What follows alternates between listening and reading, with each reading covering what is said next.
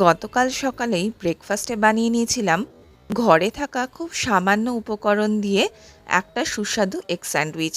আর সেটা খেয়ে আমার ঘরে বাচ্চা থেকে বড় সকলেই কিন্তু খুব খুশি, সবাই ভীষণই প্রশংসা করলো। তো ভাবলাম যে আপনাদের সঙ্গেও রেসিপিটা শেয়ার করে নিই। নমস্কার বন্ধুরা, আমার চ্যানেল দ্য বং বেগুনিতে আপনাদের সবাইকে স্বাগত জানাই। আর এই স্যান্ডউইচটা বানানোর জন্য আমি এখানে নিয়ে নিয়েছি 3টে হার্ড বয়েল ডিম। সেগুলোকে প্রথমে একটা কাঁটা চামচ দিয়ে ভালো করে ম্যাশ করে নিয়েছি। তারপরে নিয়েছি কিছু কুচি করে রাখা পেঁয়াজ, ক্যাপসিকাম আর টমেটো। আপনারা চাইলে এর মধ্যে গ্রেটেড গাজর আর সুইট কর্নও অ্যাড করতে পারেন, বেশ ভালো লাগে। আমার ঘরে যা ছিল আমি সেটা দিয়েই করছি। তো কুচি করে রাখা সব সবজিগুলোকে এই ম্যাশ করে রাখা ডিমটার সঙ্গে সবজিগুলোকে ভালো করে মিশিয়ে নেব। আমি একটা চামচের সাহায্যে সেই কাজটা করছি। এখানে একটা কথা বলে রাখি, আমি যেই সবজিগুলো ইউজ করেছি সেগুলো সবই কাঁচা। তারপরে যখন আমি এতে একটু নুন অ্যাড করব স্বাদমতো, তখন কিন্তু সবজি থেকে সামান্য একটু জল রিলিজ করবে। তাই এখানে স্বাদমতো নুন আর গোলমরিচের গুঁড়োটা দিয়ে দিলাম, আর সাথে করে দিলাম মেয়োনিজ। মেয়োনিজটা আপনারা চাইলে পরিমাণে আরও বেশিও দিতে পারেন, খারাপ লাগে না, স্যান্ডউইচে খুব ভালোই লাগে। আর দিচ্ছি একটু মিক্সড হার্ব দিয়ে সব কিছুকে ভালো করে মিশিয়ে নিচ্ছি। এখনও কিন্তু আমাদের এই পুরটা রেডি হয়নি, আর একটু প্রসেস বাকি আছে।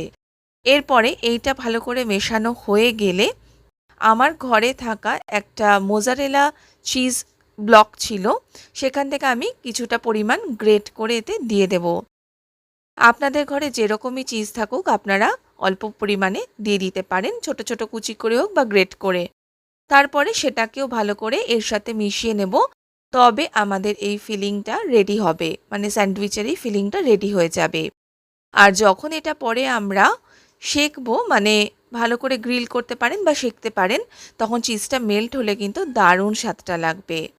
আমি ঘরে থাকা ছোট যে স্লাইস ব্রেডগুলো হয় সেগুলোই নিয়ে নিয়েছি, কোনো রকম কিন্তু স্যান্ডউইচ ব্রেড নয় এটা। এরপরে এগুলোকে সাইডগুলো ছুরির সাহায্যে ভালো করে কেটে নেব। দেখুন চারধার আমি ভালো করে কেটে নিচ্ছি। এরপরে প্রত্যেকটা স্লাইসের ওপরে দিয়ে দেব বাটার। এবার বাটারটা একটুখানি এখানে শক্ত আছে, ভালো করে এখনও মেল্ট হয়নি, তাই একটু টাইম লাগলো। আপনারা চাইলে বাটারটাকে একটু মেল্ট করেও দিয়ে দিতে পারেন, কোনো অসুবিধা নেই। এরপর ওই ফিলিংটা থেকে নিয়ে ভালো করে পাউরুটিগুলোর ওপরে স্প্রেড করে নেব পুরো ফিলিংটাকে দিয়ে। এক একটা পাউরুটিকে এরকম করে রেডি করে ওপর থেকে আর একটা পাউরুটিকে চাপিয়ে দেব। ব্যাস, এইভাবে কিন্তু আমাদের তৈরি করে নিতে হবে। আমি এখানে সবগুলোকেই তৈরি করে নিয়েছি এক এক করে। এরপর একটা প্যানের মধ্যে সামান্য বাটার দিয়ে ভালো করে চারপাশে লাগিয়ে নেব। বাটারটা মেল্ট হয়ে গেলে রেডি করে রাখা ব্রেডগুলোকে এর মধ্যে দিয়ে দিচ্ছি। ব্যাস, এবারে একদম লো টু মিডিয়াম আঁচে রেখে দু পিঠ খুব ভালো মতো সেঁকে নেব। তাতে কি হবে, এই ভেতরে থাকা যে ফিলিংটা আছে তার মধ্যে চিজটাও মেল্ট হয়ে যাবে, আর ব্রেডের দুটো সাইডই সুন্দরভাবে ক্রিস্পি হয়ে যাবে। আমি এটা প্যানে করেছি, আপনারা চাইলে যে কোনো গ্রিলও করতে পারেন বা গ্রিলিং প্যানের উপরেও করতে পারেন।